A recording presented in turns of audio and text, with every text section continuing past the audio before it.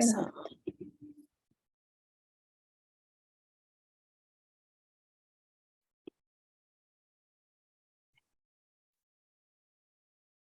Gonna did you do it say all you the wanted to people. give folks a couple minutes? I think we might as well let them in, right? And then we can just let them know. We'll give everybody a couple minutes.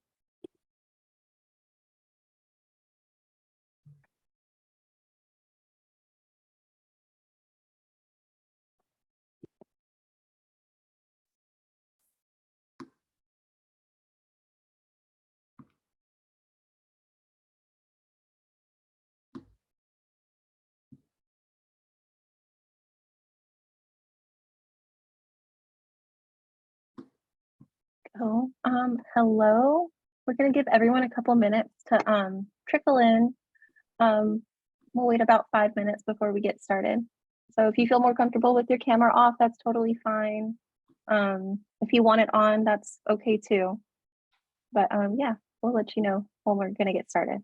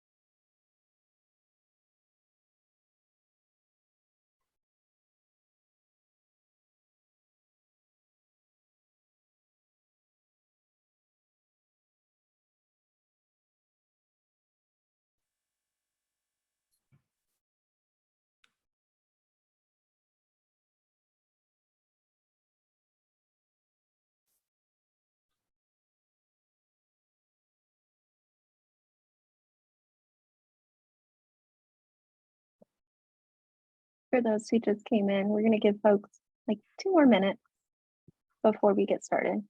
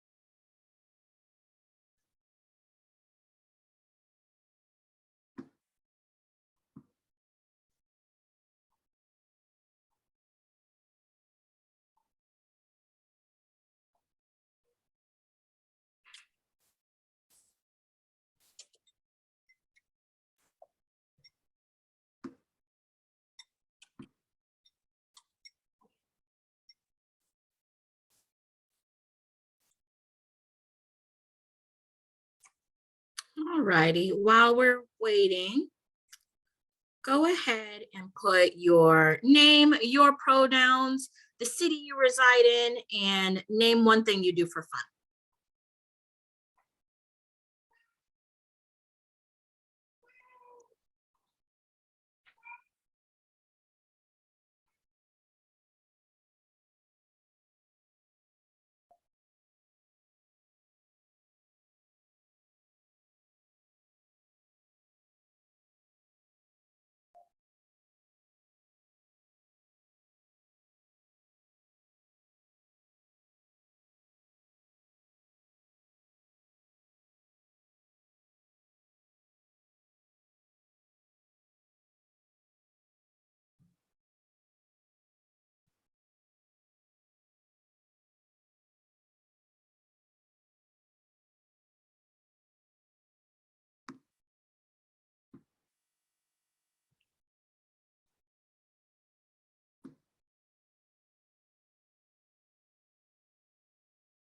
Who I see some bakers, hikers.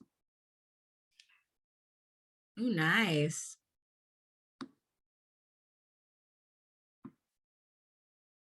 Swimmers, concert attenders. Love it.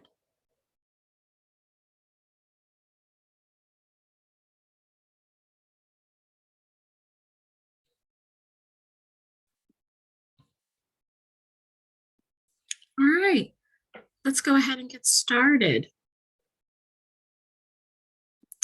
Hello, I am Brittany Harden. I go by she, her pronouns. And with me, I have my co-facilitator, Jordan Duggan. She also goes by she, her pronouns. And then we have on our questions and slides, Laura Ross, who goes by they, them pronouns. I like to read for fun. I'm in Huntington Beach, and I'm ready to get started. Perfect. Like Brittany said, my pronouns are she, her. I'm over in Newport Beach. I like to go on walks for fun. Yeah.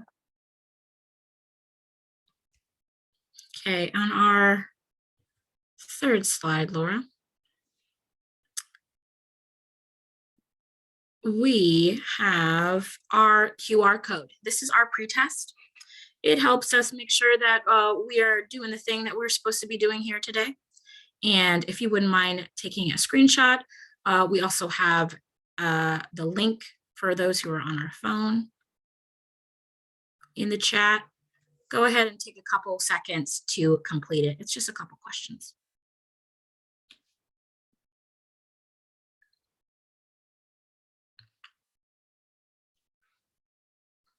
When you guys are all done, give me a thumbs up so we know when to continue, okay?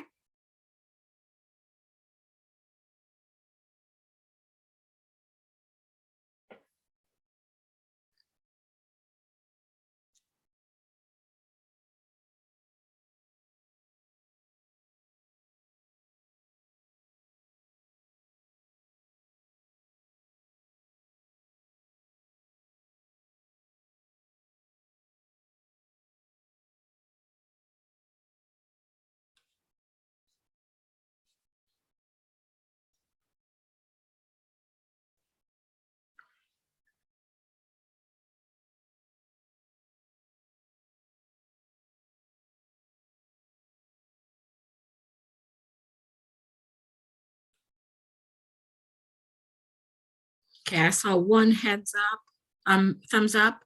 Let me see a couple more to know when we're ready to get going.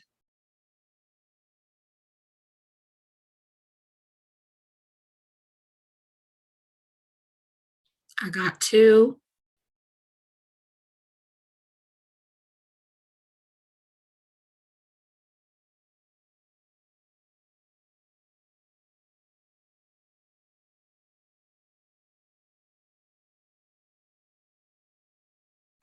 All righty. We're gonna keep going.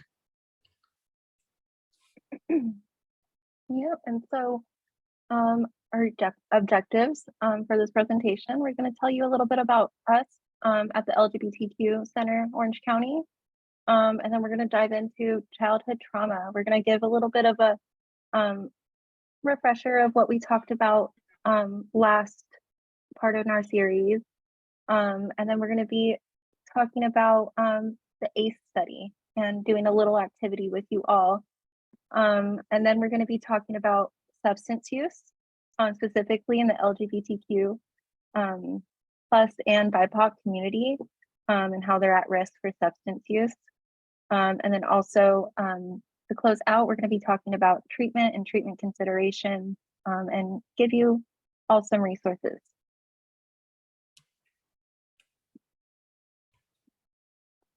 So a little bit about the center. The LGBTQ Center NOC's mission is to advocate on behalf of the Orange County lesbian, gay, bisexual, transgender, queer, and questioning community and provide services to ensure its well-being and positive identity. We do this through advocacy and education, in immigration resources, trans services, health and wellness, especially our transitioning events, health and wellness, STI testing, HIV testing on site, and mental health services, especially with youth service with the program Elevate, which I'm going to talk about in a little bit, which me and Jordan are a part of. Here we have Elevate. What our main goals are to reframe substance use as a public health issue and combat the determined impacts from the war on drugs in BIPOC and LGBTQ plus youth and young adults. And we do that by providing trauma-informed counseling and process groups at no cost. This is all in order to raise an awareness through social media campaigns, activities, and events such like this. Okay. Yeah, and now we're going to be talking about trauma. And first, we're going to give a little bit of a refresher on like what is trauma. And last series we talked about big T and small t traumas and the difference between the two. We talked about how big T traumas are these large emotional or large abnormal and terrible events. And little t's are small events that start to stack on top of each other. And these small t's can start to stack and become really heavy on the individual or youth. And we see this, it occurs in the, as a result of violence and abuse, neglect, loss, war, and other emotionally harmful experiences. Another example could be biases, discrimination, microaggressions, and trauma has no boundaries in regards to age, gender, socioeconomic status, race, ethnicity, geography, or sexual orientation. And this trauma, if not processed, can increase the risk for folks to develop mental illnesses and substance use disorders, as well as chronic physical illnesses. And this study, the ACE study, ACE stands for Adverse Childhood Experiences. Kaiser Permanente did a study examining childhood traumas, and specifically in a couple areas. They looked at children between the ages of 0 to 17, and they looked at over 17,000 people. They gave them both the ACE screener, which you're going to see soon, and then also physical exam. And their research covered childhood abuse, both sexual, physical, and also emotional abuse, emotional neglect, physical neglect, mental illness, if the person was depressed or suicidal, or if they had a family member who was depressed or suicidal, if they had a family member who was addicted to drugs or alcohol, if they had a caregiver who was a victim of DV, if they lost a parent due to death or abandonment by divorce. And they also examined incarceration of a family member for a crime. So the next slide, we're going to be doing this together. So this is an example of the ACE screener. So with this screener, it's used commonly to assess if a person is at risk for chronic illnesses, substance use, or mental illnesses. And I encourage you to keep a tally in your head while I'm reading this. If you don't want to, that's okay. Because I do want to disclose that some of this is really heavy. So for every question that I go through, if you answer yes, then it counts as 1 point. And then at the end of this, I'll explain more of what this means and what this means for youth. So the first one is, did a parent or adult in the household often or very often swear at you, insult you, put you down, humiliate you, or act in a way that made you afraid that you might be physically hurt? And so if your answer is yes, then that's 1 point. Did a parent or other adult in the household often or very often push, grab, slap, or throw something at you? Or did they ever hit you so hard that marks were shown or you were injured? And again, that's yes, 1 point. 3 is, did an adult or person at least 5 years older than you ever touch or fondle you, or have you touch their body in a sexual way, or attempt or actually have oral or anal or vaginal intercourse with you? Did you ever, or did you often or very often feel that no one in your family loved you or thought that you were important or special? Or did your family didn't look out for each other, or feel close to each other or support each other? Did you often or very often feel that you didn't have enough to eat or had to wear dirty clothes and had no one to protect you? Or did your parents get too drunk or high to take care of you or take care of the doctor if you needed to go? 6 is, were your parents ever separated or divorced? 7, was your mother or stepmother often or very often pushed, grabbed, slapped, or had something thrown at her? Or sometimes often or very often kicked, bitten, hit with a fist, or hit with something hard, or repeatedly hit with, or at least a few minutes, or threatened with a gun or a knife? Did you live with anyone who had a problem, who was a problem drinker or alcoholic, or who had used street drugs? Was a household member depressed or mentally ill? Or did a household member ever attempt suicide?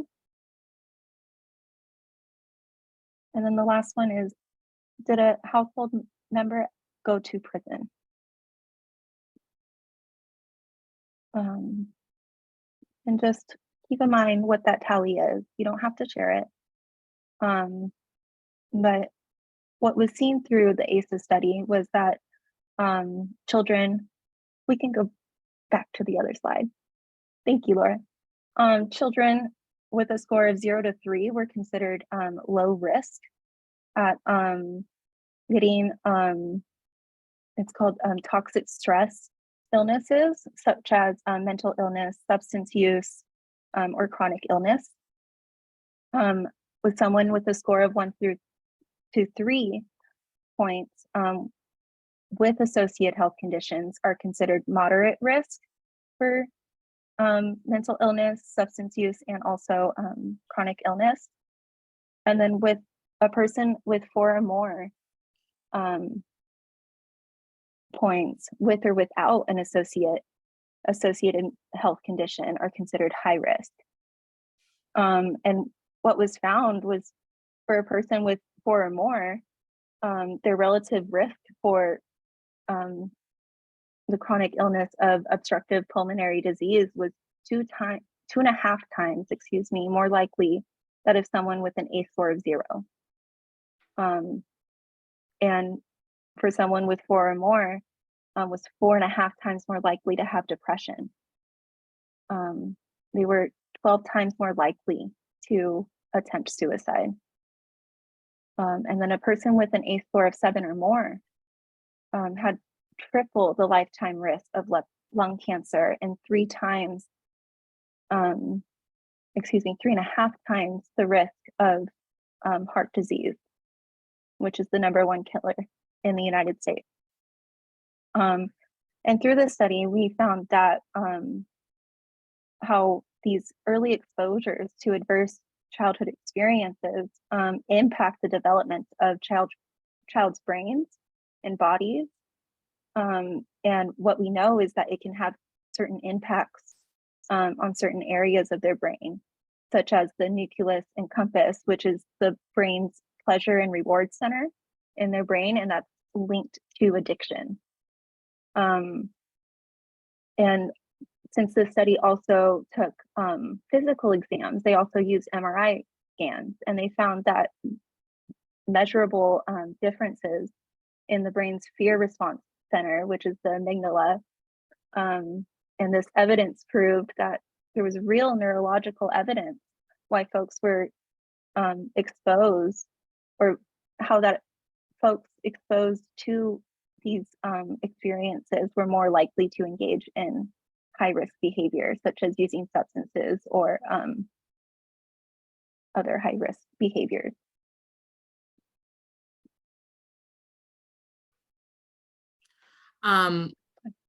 The next slide we're going to go to is going to kind of go over CDC information. What are the community risks for trauma? As we've talked about in the other presentations, BIPOC community and the LGBTQ plus community are also at risk for other big G and small t systemic traumas.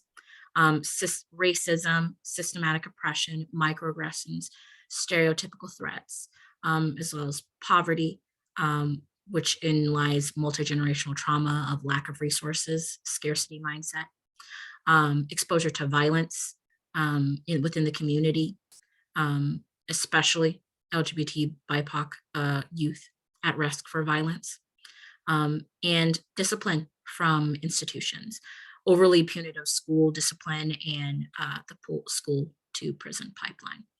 The CDC has expanded their research to include these factors, and how that it basically leads to toxic stress from these historical and ongoing traumas. In our next slide, we look at the long and short-term effects of these traumas when we're looking at these ACEs. We've talked about how neurotypical development is disrupted, impaired cognitive functioning, impaired ability to cope with negative or disruptive emotions due to that effect of the pleasure centers being overactivated and the amygdala being overactivated. This leads to development of unhealthy and maladaptive coping mechanisms, risky behaviors, pleasure-seeking behaviors, addiction. This increases the risk of substance use. It also increases the risk of self-harm and suicide behaviors by 2 to 5-fold. Also, the increased risk of disease, disability, or social problems, which ultimately causes premature mortality. This shows here, like from conception to death, how there's a stark progression to early death and premature mortality. In our next slide, LGBT youth and trauma specifically, we're going to throw some stats at you guys. 59.5 of LGBTQ youth felt unsafe at school due to their sexual orientation. This study is done by, I can't see how big it was. At the bottom, we have our site there. I believe it's by GSUN, who did this study. They surveyed schools in 2020. 44.6% felt unsafe due to their gender expression. And nearly 6 out of 10 of the students, they had reported that they were sexually harassed at school within the past year. 9.3 of LGBT teens, compared to 3.9 of the national youth average, met criteria for PTSD within the previous 12 months. 34.6 transgendered youth compared to 9.1 cis female youth and 5.5 cis male youth reported attempting suicide. And among LGBT youth, 23.4 compared to 6.4 of heterosexual youth reported attempting suicide within the last 12 months. The study goes on to say that more than half of the students heard homophobic or transphobic remarks from actual students, school staff, and 2/3 heard negative remarks from staff about students' gender expression. More than half of the LGBTQ students heard negative remarks about their gender expression, often or at school, especially being referred to not being masculine enough or not being feminine enough.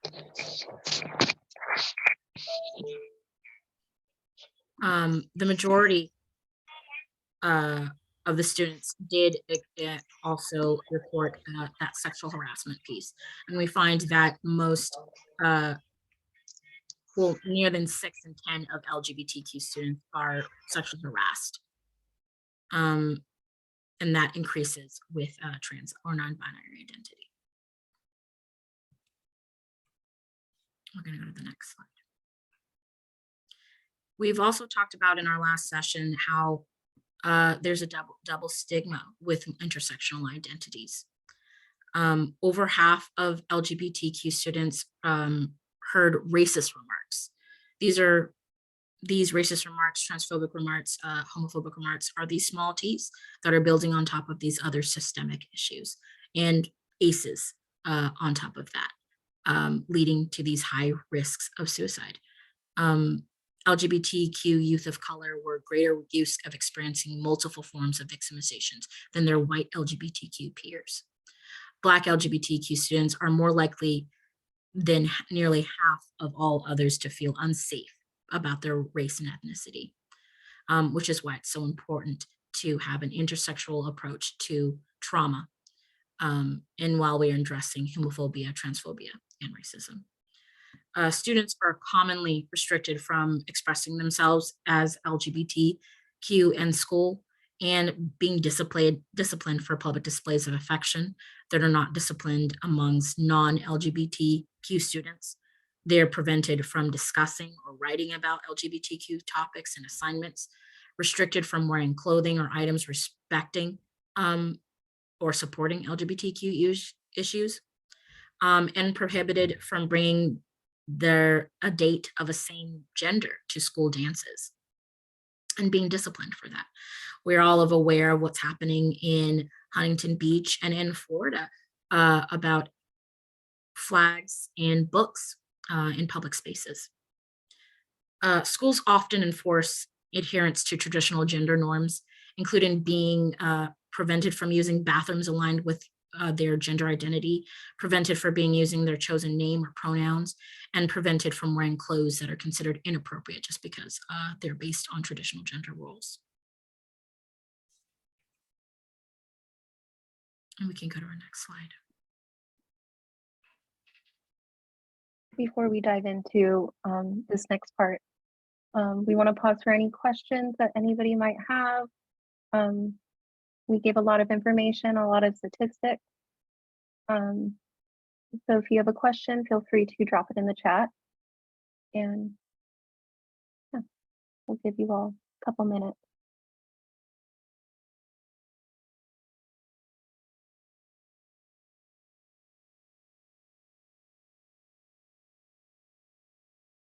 And if you don't have any questions, if we can get a thumbs up, just to let us know that we'll keep going.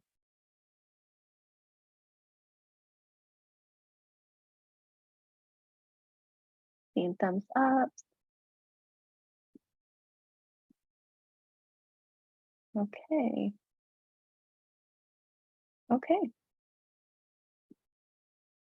think we're going to keep going. Okay. So we're going to talk about some more stats. So we're looking at substance use and the LGBT plus community. Specifically in this study, we're looking at the LGBT community. We looked at, or this study looked at LGBT people in the United States, and that's 15 million people, and that's 4.5% of our population. And what was found was that 1/3 of LGBT identifying folks experience mental illness, 60% more than heterosexuals, and they're 2 to 3 times more likely to have long-term psychological or emotional problems, because they're regularly facing prejudice and harassment and discrimination, which causes serious issues within the LGBTQ population. We see that transgender people attempt suicide 9 times more likely than the entire US population. And as for substance use, LGBTQ plus adults are 56% more likely to develop an alcohol use disorder, and almost 3 times more likely to develop another substance use disorder. So the rates of the LGBTQ plus community developing these addictive disorders are staggering and very different than their heterosexual cisgendered counterparts. And in this next slide, we see specifically comparing straight and LGBT identifying folks, how they or the rates of alcohol and marijuana use. The reported high school students' recent alcohol use was 7% more. The recent alcohol use between young adults was 10% more. We see that in recent marijuana use in high school students, they were 12% more likely to use. We also see that for young adults, marijuana use, they were 12% more likely to use marijuana. And then the next slide. And looking at hard drug use in sexual identity, lifetime cocaine use was 4% more in LGBT identifying folks. Lifetime cocaine use in young adults was 9% more likely. Lifetime ecstasy use in high school students was 6% more likely. In young adults, we see that it is 11% more likely. And amphetamine use, we see it's 4% more likely in high school students. And young adults, we see 6%.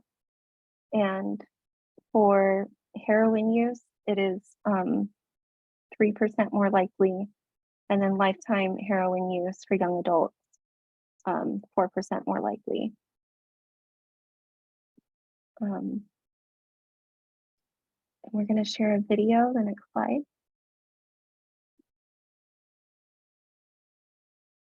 LGBTQ population. Let's see. I just want to check, can folks hear it? In 2011, an Institute of Health report found a paucity of research related to medical and mental health in LGBT community, including those related to substance use disorder. And while there were lots of research biases in studies up to that point, evidence has shown that LGBT youth start earlier and are more likely to use tobacco, alcohol, and illicit substances compared to heterosexual youth. This holds true in adult populations as well.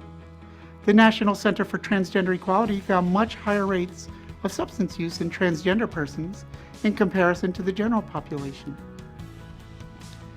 The current best explanation for these increased rates of substance use and substance use disorder in LGBTQ population include the same risk factors that are associated with the general population, plus additional risk factors due to minority stress, prevalence of use in the community, and social isolation.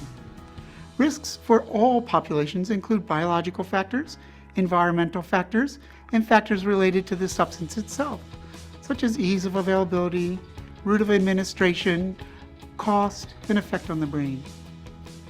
Minority stress originates from the external stresses of experienced bias or discrimination in school, at work, by law enforcement, in medical facilities, and in churches, and at home or in housing.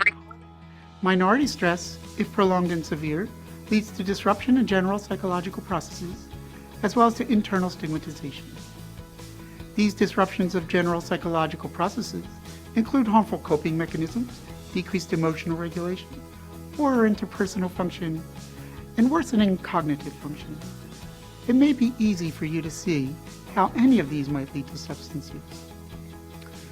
Other consequences of minority stress are related to the internal stigma related to the stressors, including the desire to conceal one's identity, the expectation of rejection, and internalized homophobia or transphobia, which is the false belief that lies, myths, and stereotypes taught to everyone in a heteronormative and cisnormative society are true. And these lead to higher incidence of anxiety and depression, emotional disorders, and substance use disorder. Not to mention increased marginalized work such as sex work, drug trade, higher rates of sexually transmitted infections, including HIV, lower levels of self-care, and higher rates of suicide. In one study, as many as 41% of transgender people have attempted.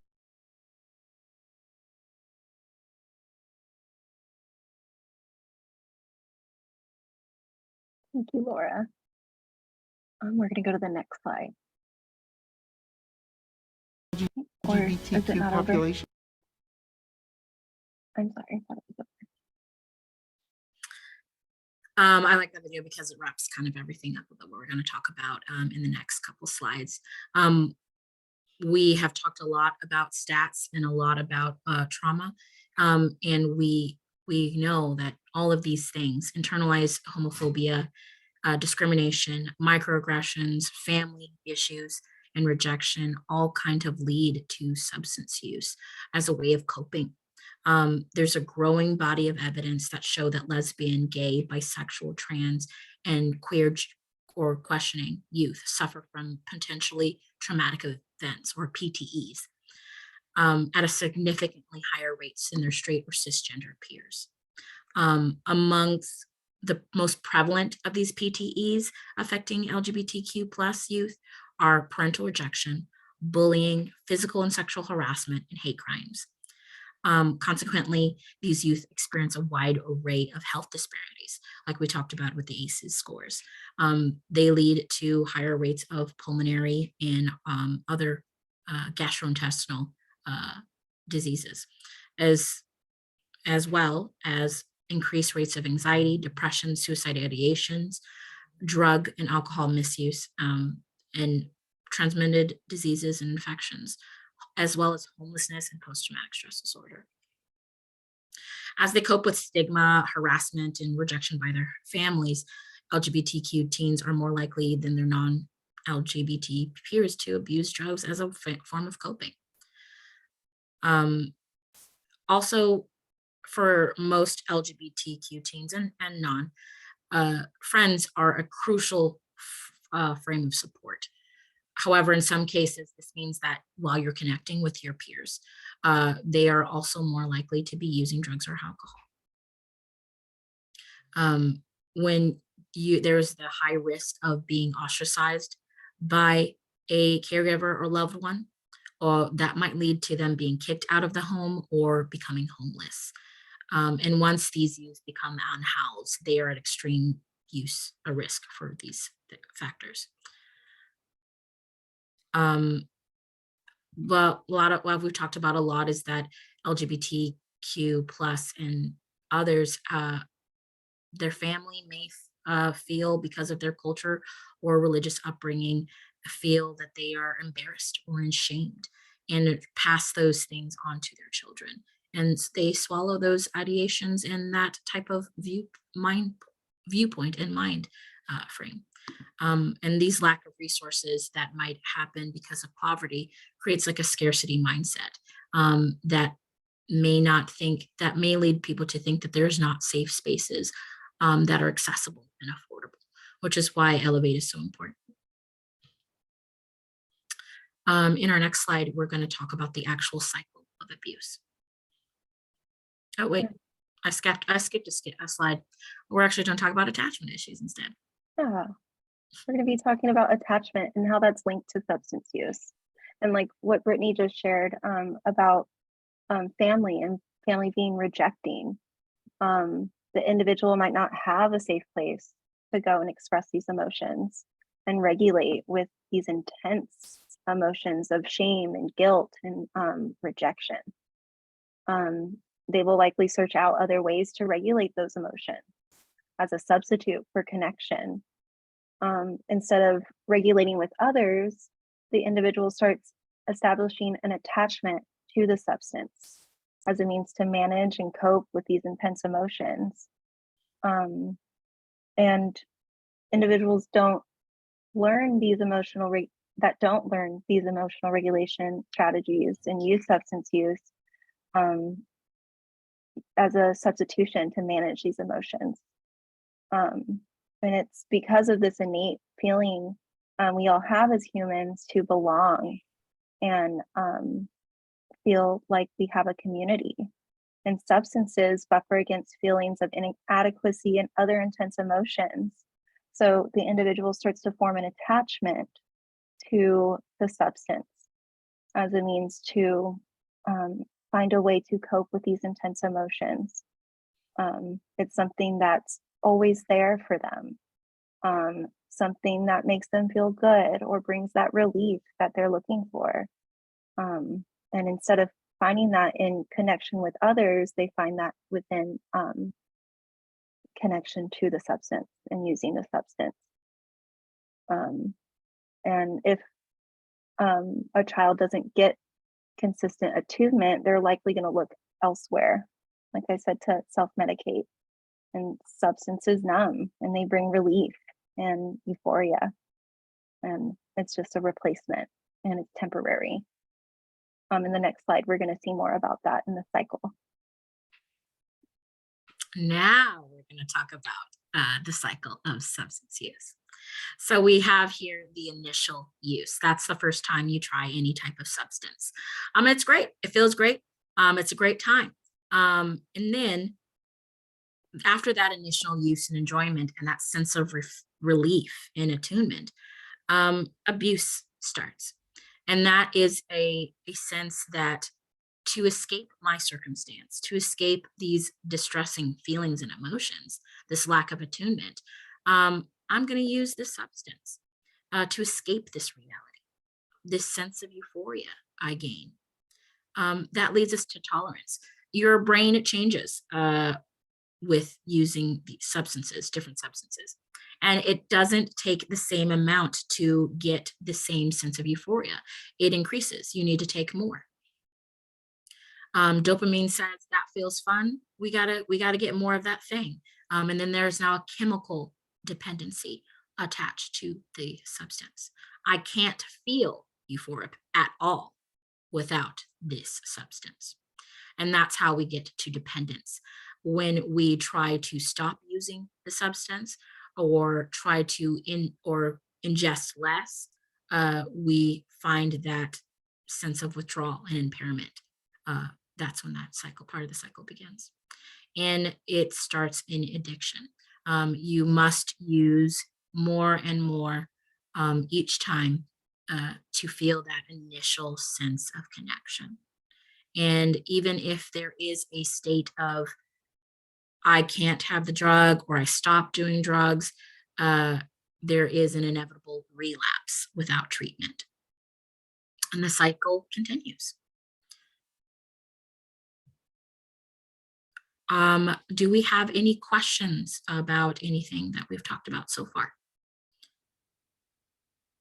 If not, go ahead and give me my thumbs up and we will continue.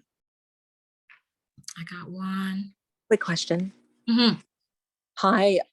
So I know you just said sometimes when things get overwhelming or when there was something, and sorry, of course I just lost it.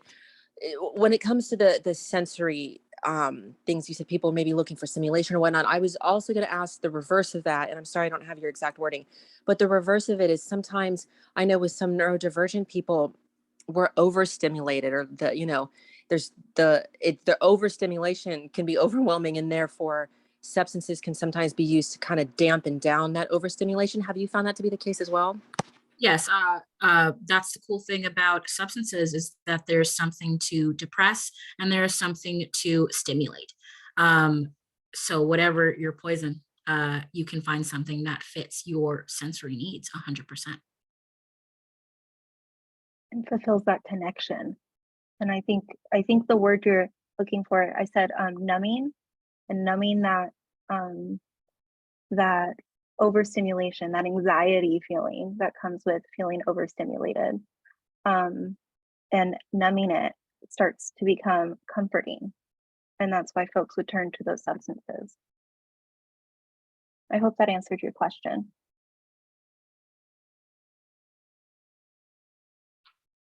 Anything else before we continue?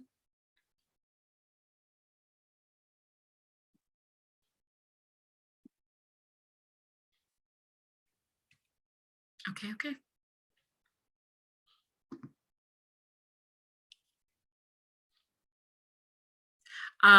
Next, we're going to talk about treatment and resources.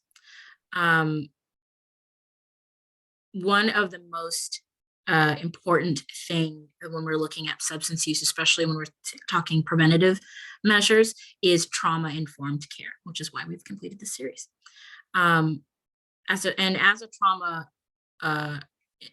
trauma-informed treatment provider, there is an obligation to first promote and provide safe and affirming spaces for LGBTQ youth to express themselves honestly without fear of judgment, ridicule, or having their identities outed. And additionally, there's some basic questions and informations that you have to ask.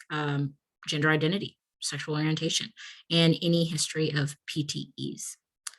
Cognitive behavioral therapy and DBT, which I think we mentioned briefly, have been found to really be helpful when treating substance use.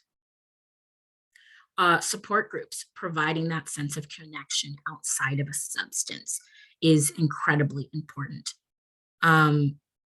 Meeting LGBTQ youth where they are, asking the questions, what happened to you versus why are you acting this way? Finding out why or how the youth's relationship with their family has been since coming out, or the fears associated if they haven't come out yet, and how that affects their use of substances. And motivational interviewing is another tool that those who are not in a healthcare perspective or modality can help with. That's basically more of like a solution focus. What are your plans? How are you trying to get that? In treating LGBTQ youth, there's an importance to determine like how a client deals with externalized homophobia and how it's been internalized. When we talked about those core beliefs, I think during our first or second session. And whether their substance use is a part of their coping system. Also, we have using correct language, creating a safe space, communicating inclusivity, and as a ally and healthcare provider or a parent, not tolerating expressed microaggressions or macroaggressions, saying something when it's in front of you. If you're a teacher, saying something when a child or another teacher says something that is a microaggression, that is explaining racism, transphobia, or homophobia. And then addressing these internalized homophobia and transphobia and how that it relates to substance use.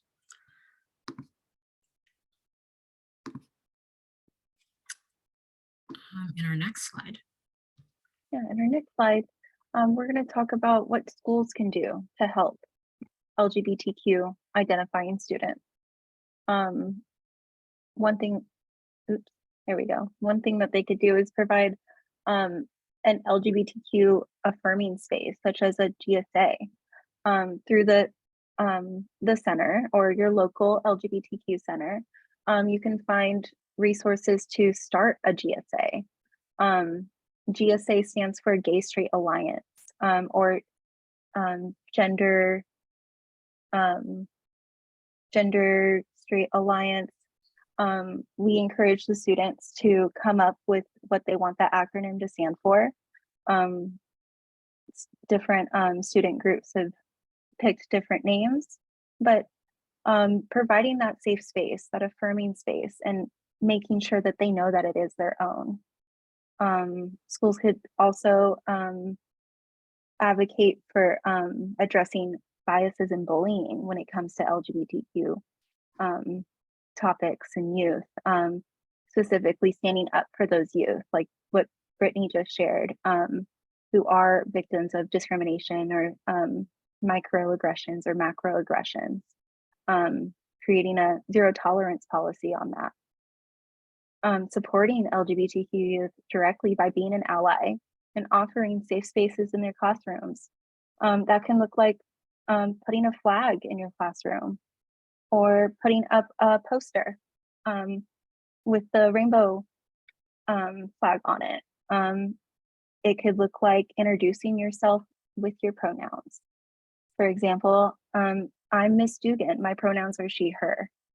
It could look like asking for your students' pronouns, even if you know that they're cis or have a sense that they're cis, but creating that environment that opens that conversation and opens that dialogue. Educators and professionals to get trained in this safe space and using the language, and educating students on LGBTQ plus gender issues and content. Again, having that language is a crucial piece to this. Sometimes students or even adults, because of the lack of knowledge and language for LGBTQ plus issues and gender issues, they tend to be against it because of that lack of knowledge. But educating students and teachers about the specific language to use can be really beneficial for the LGBTQ identifying students within that school. Increasing access of mental health services in lieu of suspension or expulsion. That's something that the Elevate program here at the center OC is advocating for. Instead of expelling or suspending students who are caught with like substances, instead giving them therapy, exploring what that attachment is, exploring why they're turning to substances. Another one is I went a little out of order, normalize and encourage mental health services. Like I just shared about in lieu of suspension and expulsion, encouraging mental health services instead, educating students on substance use and giving them other options than using substances, giving them evidence of how connection and community can be a safer space than using substances. Increasing the visibility of LGBTQ plus folks and gender identities on campus. Just celebrating those identities, encouraging students to just be themselves authentically. And again, to use LGBTQ plus and gender affirmative language in the classroom, respecting someone's pronoun, using the right language for these spaces so that students know that they can feel safe, instead of living in that fear. But the next slide are just these are just a couple examples of what we offer here at the center. We do offer a variety of groups for students to attend and adults. We try and make a group for everybody within the community so that they can find a safe space to go and to find that connection, to find that space to express their emotions in a space where other people do understand. Just to name a couple, we have Q Chat, which is a social support group on Mondays from 2 to 3:30 p.m. And then we have a Q Chat in Espanol at 4 to 5:30 p.m. We have Breakout, which is a mental health processing group for youth ages 12 to 18.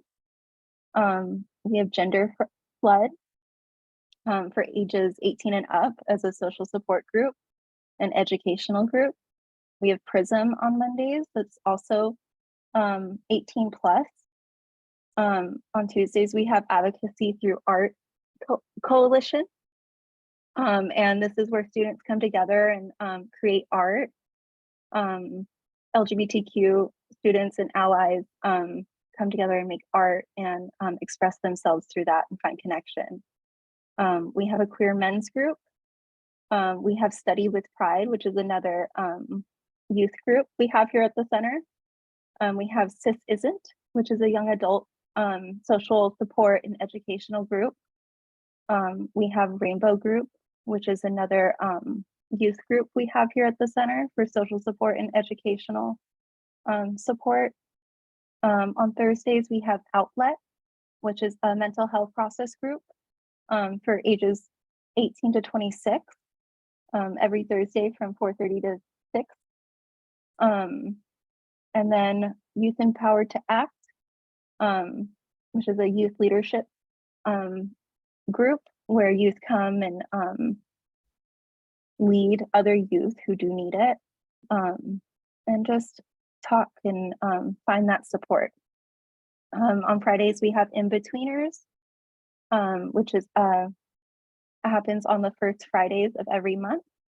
And then we have South County Rainbow Group, which is similar to our other Rainbow Group, but this one's at Shanti OC. They meet every first Friday, and it's another social support group. We have Breaking Binaries at Shanti OC, which is in South County as well. It's every third Friday. And then we have the Rainbow Connection, which is at Aliso Viejo High School. And yeah, they do specific Fridays. But those are just a couple of examples that the center creates in the way that the center creates connection and community. I encourage you to scan the QR code that's here on your screen, or you can check it out at the LGBTQ Center OC calendar. I believe it's lgbtqcenteroc.org/calendar. So yeah, if you're interested in any of these groups or know someone who might be, feel free to share this and share this information. And to answer your question, Crystal, I believe if you go to the calendar link, I believe there is a way to look at the calendar and sign up for notifications or emails. I think even Awesome, thank you.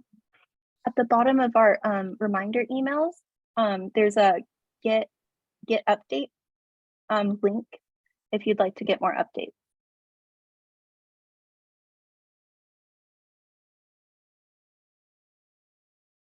Okay, I think we're gonna go on to the resources just to show our resources, a couple, and then we'll get to your question. So we have Alt Treatment, which is a LGBTQ affirming rehab center. We have an addiction center, which is LGBTQ affirming addiction resources. We also have here, excuse me, Recovery Village. We have OC Alcoholics Anonymous, Southern California Region Narcotics Anonymous, It Gets Better. The It Gets Better project exists to uplift and empower and connect LGBTQ youth. The Trevor Project is also a great resource to check out. And then GLSEN is another great resource. I think our next slide is just our oh yes, let's do this first. So this is our post test. So if you can scan the QR code and take our post test, and then we'll drop the link in the chat.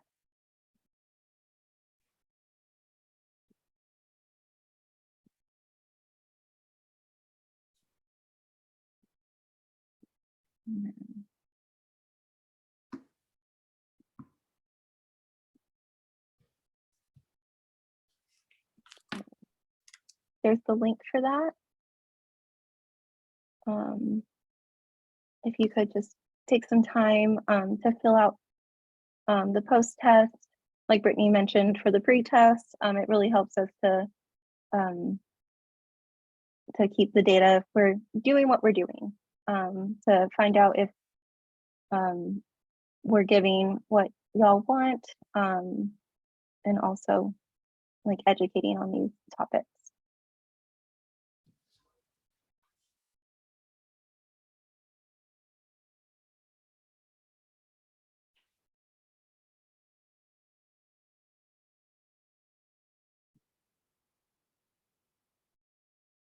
I'm gonna give you all a couple minutes.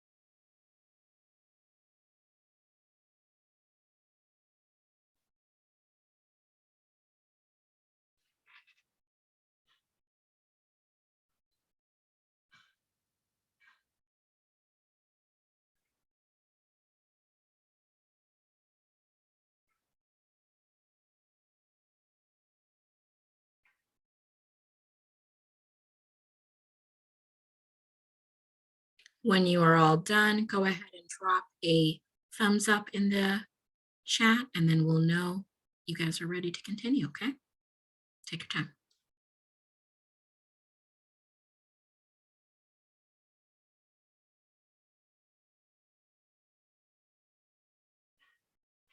I see 2.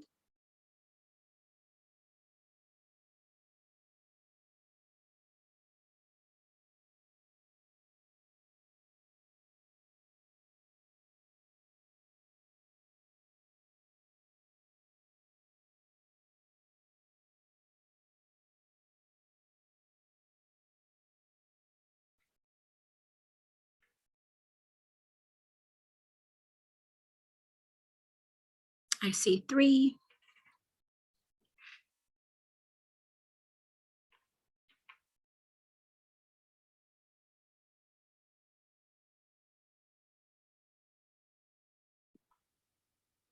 Four.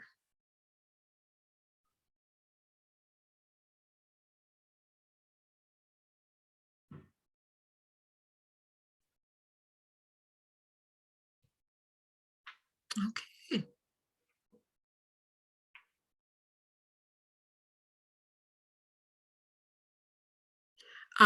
Yes, we will be sharing the presentation. If you look in the link for the calendar invite, we have links to the other 2 presentations. And when this is ready, we will also send out this presentation as well. Okay. We'll get ready to go to the next slide. This is our thank you and our question slide. I know I saw Jack, I saw a question from you. Go ahead, whoever's ready. Yeah, I have a few questions. They're kind of somewhat related. I'll just rapid fire them and then whichever you feel called to respond to. One, I was thinking about with schools, I'm thinking, high school, middle school, even college, I suppose. One of the things that was mentioned is, how do you create a safe space, destigmatizing mental illness?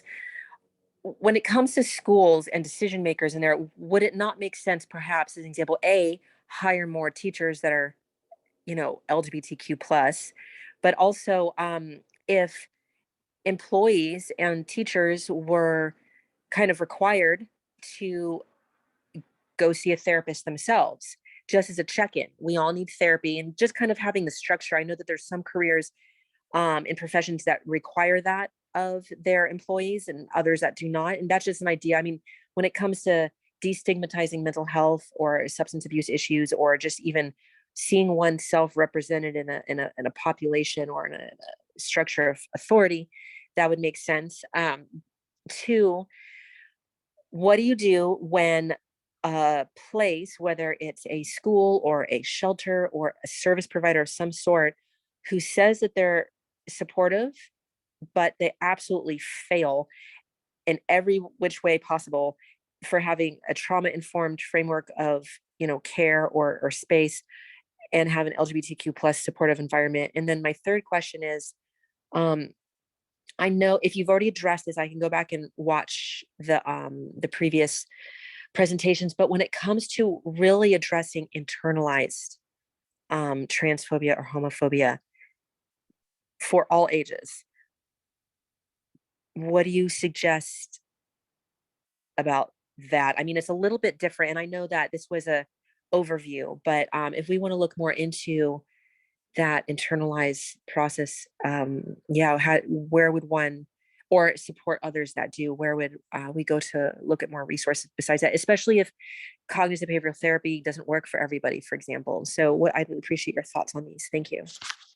Yeah, sure. To your first point, as a former teacher, I would very much love it if we were mandatory to have our own therapy. I would very much have appreciated that as a former teacher. So yes, that would be amazing.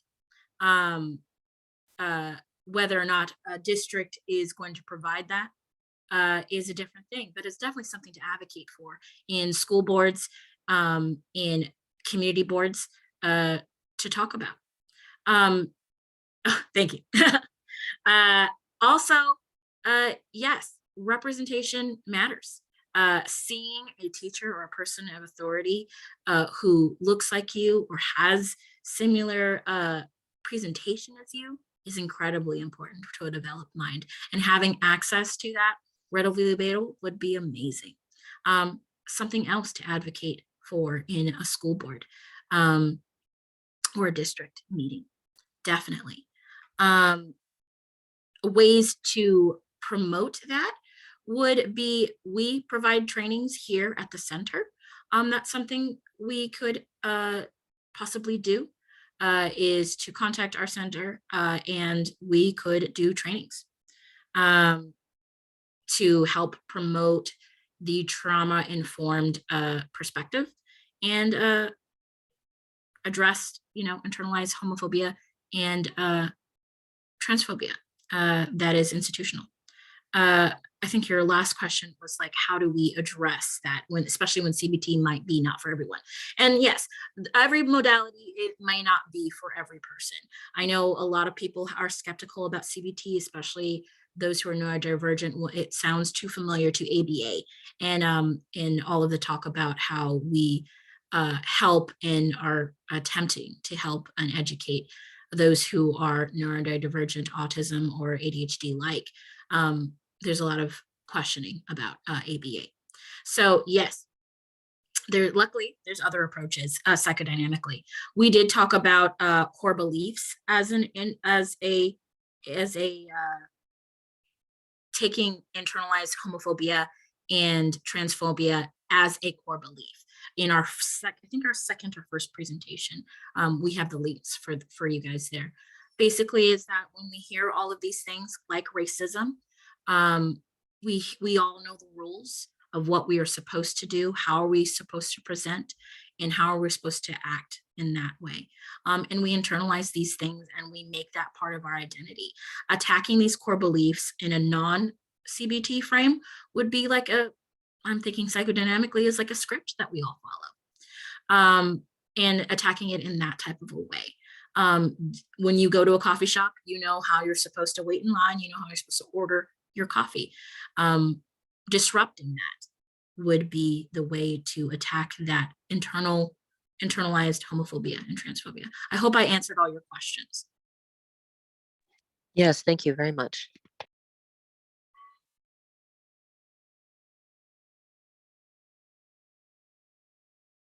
Anybody else?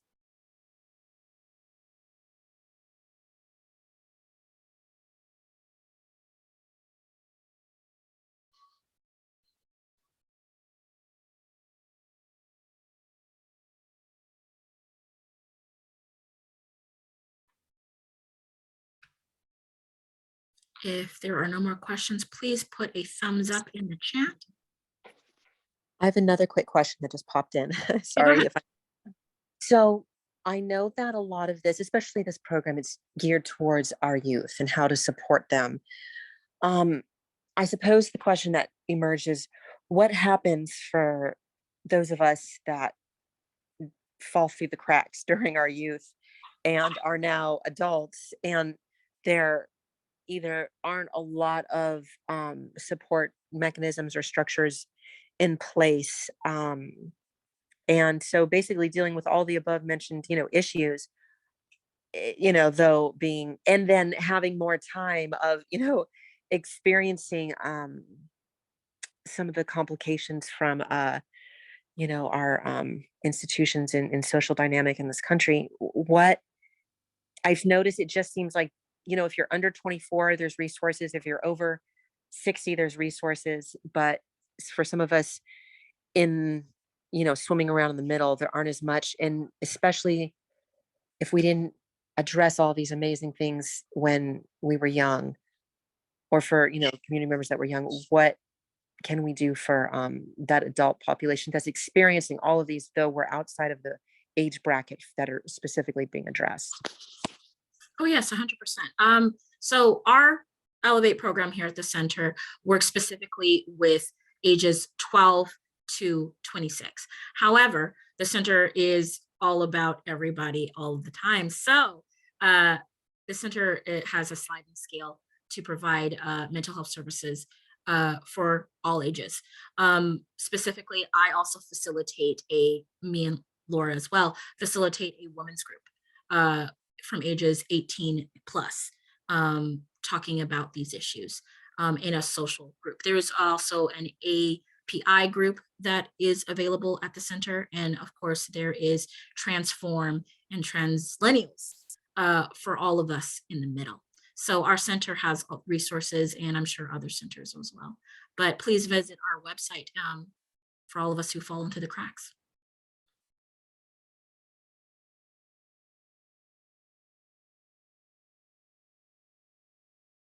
With that, thank you guys so much for coming. Our next presentation will be in the end of April, and we will send out a calendar invite for that as well. We'll be going over trauma recovery and resilience, and talk more about different types and different levels of trauma, and more specifically trauma experience by LGBTQ plus folks and the effects on their bodies. We're going to learn more about coping with this trauma, specific interventions, and recovery. And the date is Wednesday, April 26th. And the time is 6 to 7:30, the same time. Thank you all for coming. I hope you all have a great night. Thank you so much. Thank you.